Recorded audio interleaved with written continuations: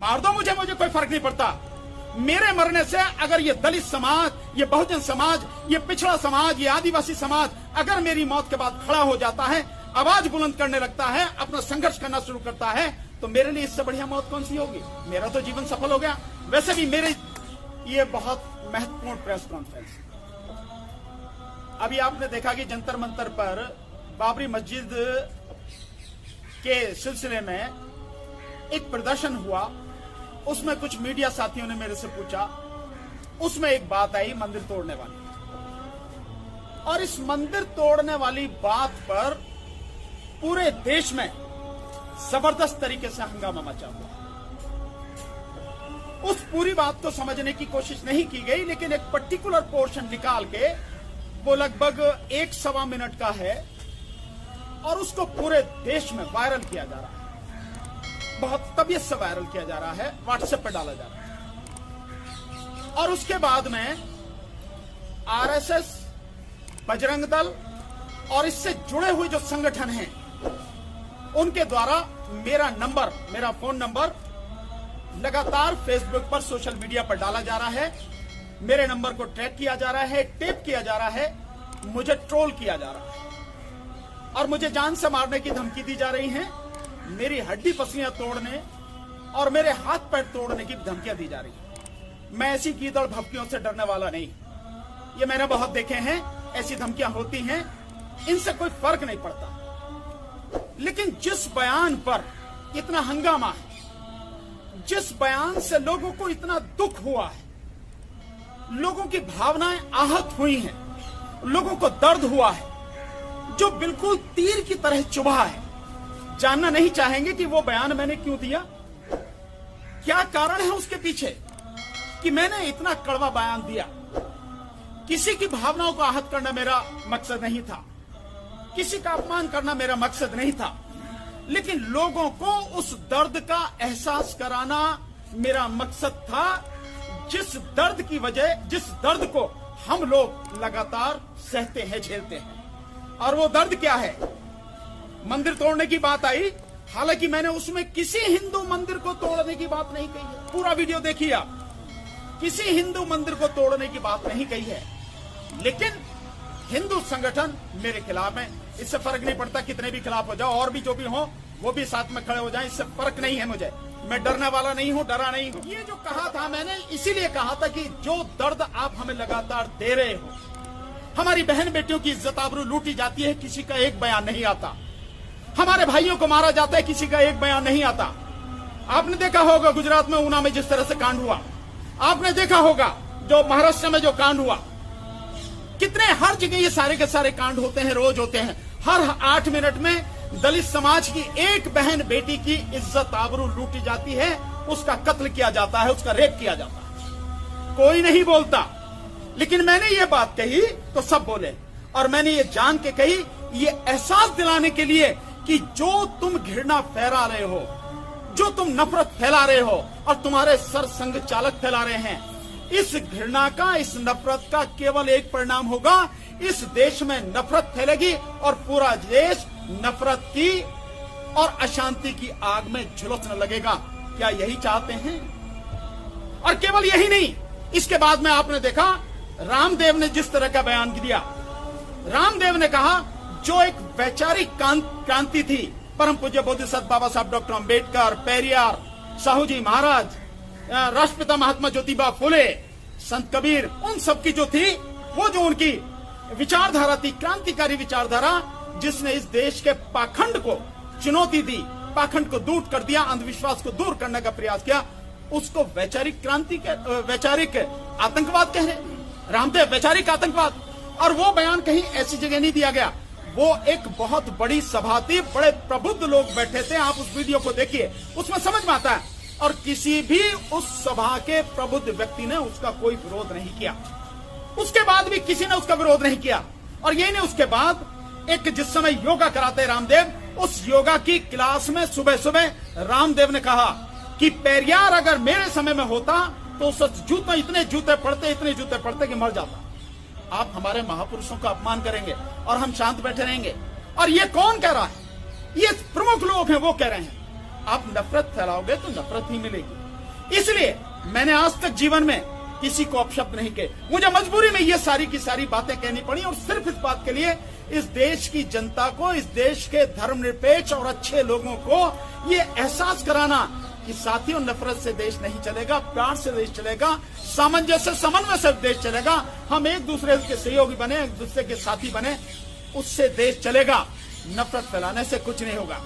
और मुझे मारने की धमकी दी है, आप धमकियां चाहे जितनी दो, मैं इसके ऊपर कानूनी कार्रवाई भी कर सकता हूं, सारी चीजें जानता हूं, लेकिन अभी की नहीं है, क्योंकि मैं एहसास कराना चाहता हूं कि तुम जो कर रहे हो वो गलत है। इस देश को जोड़ो, इस देश को तोड़ने की कोशिश मत करो। और तुमने जितनी मेहनत करके मेरा वो वीडियो चलाया, मैं तुम्हें चैलेंज कहता हूं, ये वीडियो भी चलाओ, दिखाओ लोगों को, सच्चाई दिखाओ लोगों को कि सच्चाई ये है। ये दर्द तुम्हें ही होता है, हमें नहीं होता। किस चीज की जरूरत है इस देश में? मोहन भागवत को 190 कमांडो मिले हुए हैं सुरक्षा के लिए।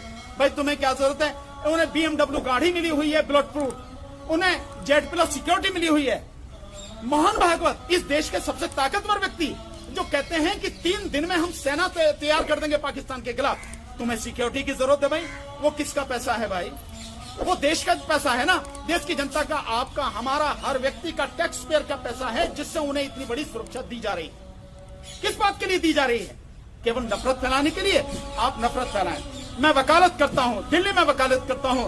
इस दिल्ली में जब से मैं वकालत करता हूं, मेरे वकील साथी किसी भी धर्म, जाति, संप्रदाय के हों, किसी भी तरह के लोग हों, मेरा इतना सम्मान, मुझे इतना प्यार दिया है कि मैं आपको बता नहीं सकता। और मेरे इस बयान से वो भी आहत है, पर मैंने जानबूझ के कहा। उन्हें भी पता लगनी चाहिए कि घृणा फैलाई जा रही है। इस घृणा को रोकना तुम्हारा भी काम। मैंने आज तक किसी को कुछ नहीं कहा, फिर आज क्यों कहूंगा, लेकिन कहना पड़ा, क्योंकि क्या समझ रहे हैं, हमने हाथ में चूड़ियां पहनने की। हम बिल्कुल ऐसे ही, जो तुम कहोगे हम बर्दाश्त करते रहेंगे। बहुजन समाज किसी हालत में भी ये चीजें बर्दाश्त करने को तैयार नहीं। जहां तक मारने की बात है, मार दो मुझे कोई फर्क नहीं पड़ता। मेरे मरने से अगर ये दलित समाज, ये बहुजन समाज, ये पिछड़ा समाज, ये आदिवासी समाज अगर मेरी मौत के बाद खड़ा हो जाता है, आवाज बुलंद करने लगता है, अपना संघर्ष करना शुरू करता है, तो मेरे लिए इससे बढ़िया मौत कौन सी होगी? मेरा तो जीवन सफल हो गया।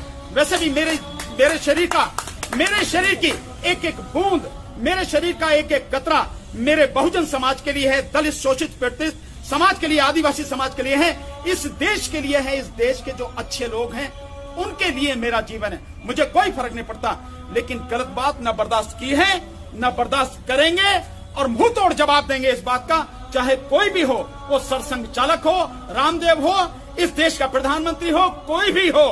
अगर इस तरह की बात की जाएंगी, जवाब मिलेगा, मुंह तोड़ जवाब मिलेगा। हम सोए हुए नहीं हैं, हम किसी से भीख नहीं मांग रहे, भिखारी नहीं है। हम खुद मेहनत करते हैं तो कमा के खाते हैं। पूरा बहुजन समाज मेहनत करता, कमा के खाता। तुम क्या कर रहे हो? लूट रहे हो। कभी इस बात पे आवाज नहीं उठाई। मैंने सिर्फ बात कही तो कभी आवाज उठाई? नरेंद्र मोदी गुजरात के मुख्यमंत्री जिस समय थे, लगभग 400 साढ़े 400 मंदिरों को तोड़ा गया। उस समय के मीडिया में सारी रिपोर्ट है। और उस समय जो उमा भारती हैं, उन्होंने आवाज भी उठाई, इस बात पे विरोध भी किया। और इस समय जो कॉरिडोर बनना है बनारस में जो कॉरिडोर बनाया जा रहा है आने वाले यात्रियों के लिए बढ़िया, उस रास्ते में जितने मंदिर पड़े, वो सारे मंदिरों को तोड़ा गया, घरों को तोड़ा गया। किसी ने आवाज नहीं उठाई। दलित समाज की, बहुजन समाज की एक बहन बेटी के साथ अत्याचार होता, कोई आवाज नहीं उठाता। देश को बेचा जा रहा है। सरकार ने अभी पांच जो सरकार सार्वजनिक क्षेत्र की कंपनियां हैं, उनको डिसइन्वेस्टमेंट करने की बात कही, कोई आवाज नहीं उठाता। जो इस सरकार ने बनाया नहीं, उसे बेचने की बात कर रही है, उसे बेच रही है। बात क्या कर रही है? बेच रही है। चाहे वो एयर इंडिया हो, चाहे BPCL हो, चाहे NTPC हो, और इनमें भी एक नवरत्न कंपनी है कॉनकोर, जो 83 करोड़ रुपए में खड़ी की गई, शायद 1984 या 89 के आसपास, और आज की तारीख में 4,500 करोड़ से ज्यादा कमा के दे चुकी है ऑल ओवर वर्ल्ड। उसकी जबरदस्त साख है। उसको किसको बेचा जा रहा है? अडानी को बेचा जाएगा। आप देखना, उसको अडानी को बेचा जाएगा। कभी सरसंघ चालक ने इस पर तो बात नहीं कही, रामदेव ने इस पर तो बात नहीं कही। रामदेव ने काला धन बाहर से लाने की बात कहां है? अब मुंह पे ताला लग गए। तो मेरा सिर्फ आपसे यही कहना है, सिर्फ इतना ही कहना। और मैंने इसलिए ये प्रेस कॉन्फ्रेंस आप बताइए, आप लोगों की वजह से वो सारी बात वहां तक पहुंची। ये बात भी उन्हें पहुंचाओ कि किस लिए कही हमने ये बात। डर के नहीं कही हमने बात, हमने जानबूझ के कही, इसलिए कही, सारी चीजें बताई हैं। तो बस मेरा आपसे निवेदन है साथियों, सच्चाई दुनिया को पता होनी चाहिए। सच्चाई लोगों के सामने आनी चाहिए। क्यों कोई बात हो रही है, हम छुप के कहने वाले नहीं हैं। ये सरसंघ चालक का जो ट्विटर है, जो इसमें बात कही गई है, ये दुनिया तक नहीं पहुंचा, लेकिन हमारी बात पहुंची, बहुत अच्छा हुआ। अब उसके माध्यम से ये बात भी पहुंचाओ, सरसंघ चालक क्या नफरत फैला रहे हैं। और केवल ये आज का बयान नहीं है, आरक्षण की बात हो, संविधान की समीक्षा की बात, कितनी बातें कही गई हैं। हम हर बात पे हम जवाब देंगे, चुप बैठने वाले नहीं। बस इसीलिए मैंने आज की ये प्रेस कॉन्फ्रेंस बुलाई है। अब आप मन में जो सवाल हो पूछना चाहें पूछो। आपको धमकियां दी जा रही है, वो कुछ एविडेंस है आपके पास? जी बिल्कुल, मेरे पास एविडेंस है। सही समय पर मैं वो सारी चीजें, सारी एविडेंस से दिखाऊंगा। मैं ऐसी हवा में कोई बात नहीं कर रहा, मेरे पास सब चीजें हैं। क्या वो कौन से संगठन है जिनका आप नाम सार्वजनिक करना चाहेंगे? देखिए, बहुत सीधी सी बात है। जो बजरंग दल के व्यक्ति ने मुझे वो दी है धमकी, और एक करणी सेना का है, उसने मुझे धमकी, उसने तो बाकायदा फेसबुक पे डाला है कि क्या कोई जिंदा हिंदू है जो इस एडवोकेट भानु प्रताप सिंह के काले मुंह को हरा कर दे। इस तरह से उसने पूरी पोस्ट डाली है बना के। और आरएसएस के बहुत से लोग हैं जो उनसे जुड़े हुए संगठन के लोग हैं, अलग अलग लोग मुझे लगातार धमकी दे रहे हैं। मुझे इससे फर्क नहीं। और मेरे जो साथी हैं उनका भी नंबर ट्रैप किया जा रहा है, उनका भी नंबर जो टेप किया जा रहा है। इससे कोई फर्क नहीं पड़ता, क्योंकि आज की तारीख में पूरे देश से मेरे साथ में साथी जुड़ चुके हैं। क्योंकि ईवीएम का आंदोलन, इनकी जड़ खोदने के लिए, दुनिया के सामने सच्चाई लाने के लिए हम लगातार उसमें काम कर रहे हैं। और परसों 26 नवंबर को भी हमारा ये आंदोलन है, हम उसमें लगातार कर रहे हैं। पूरे देश से लोग जुड़ते चले जा रहे हैं। इनकी नींवें हिल चुकी हैं, इनमें बहुत घबराहट है, इसलिए ये सारी चीजें कही जा रही। मेरा कहना है सच्चाई सामने लाओ। तो जो आपने बयान दिया है, आपको लगता है कि वो बयान सही है और आज अभी भी आप उस बयान पर सही हैं? मैं जो कहा आपको फिर कह रहा हूं, वो बात मैंने जो बयान दिया था मैं उससे पीछे नहीं हट रहा हूं। लेकिन मैंने क्यों कहा ये बताना जरूरी है। और वो यही है कि तुम नफरत फैला रहे हो। मैंने अगर कोई बात की तो तुम्हें बड़ा दुख हुआ ना, उससे बड़ी पीड़ा हुई ना। सोचो, तुम जो कहते हो हमारे विषय में, जो तुम करते हो, उससे हमें पीड़ा नहीं होती। इंसान तुम ही हो, हम इंसान नहीं हैं। ये शोषित पीड़ित गरीब समाज, दलित समाज, आदिवासी समाज, ये बहुजन समाज, ये माइनॉरिटी समाज, ये वो नहीं है। आरक्षण तुमने खत्म कर दिया, नौकरियां तुमने खत्म कर दी, कुछ भी तुमने छोड़ा है, व्यापार का भट्टा बिठा दिया गया। इस विषय पे कोई बात है? कुछ नहीं। लेकिन बात क्या है, इस बात को पकड़ा गया। अच्छी बात है, पकड़ा, मैंने इसलिए भैया बात कही। सर, एक आखिरी सवाल कि आप खुद एडवोकेट हैं, तो क्या आप कोई कानूनी लड़ाई लड़ेंगे, कुछ आप करेंगे इनके खिलाफ? जिस समय जिस चीज की जरूरत होगी हम वो सारे कदम उठाएंगे, जिस समय भी जरूरत होगी। हम जरूरत के हिसाब से उसके कदम करेंगे। आपके कोई सवाल है?